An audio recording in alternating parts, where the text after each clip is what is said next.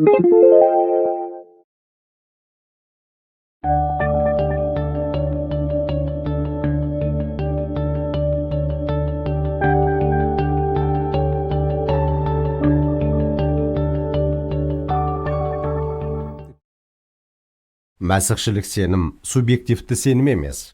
Мәсіхшілік сенім объективті сенім. Бұл Мәсіхке деген сенім. Ал егер Иса өзі мәлімдегендей Мәсіх емес болса, онда сенімдеріңнен еш пайда болмағаны.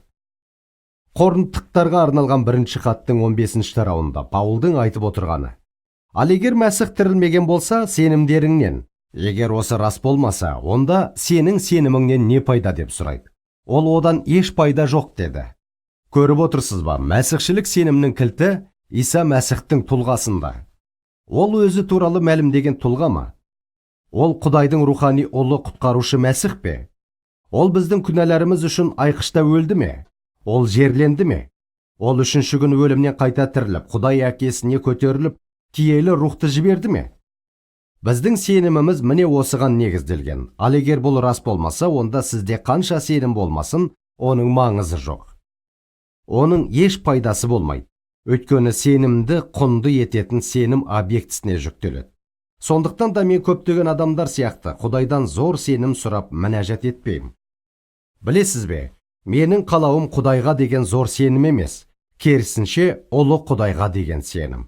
Даниал пайғамбардың жазбасының 11 тарау 32 аятында былай делінген: қасиетті келісімді бұзғандарға жағымпазданып, оларды арамдыққа бұрынғыдан бетер еліктіреді. Ал енді мынаны тыңдаңыз.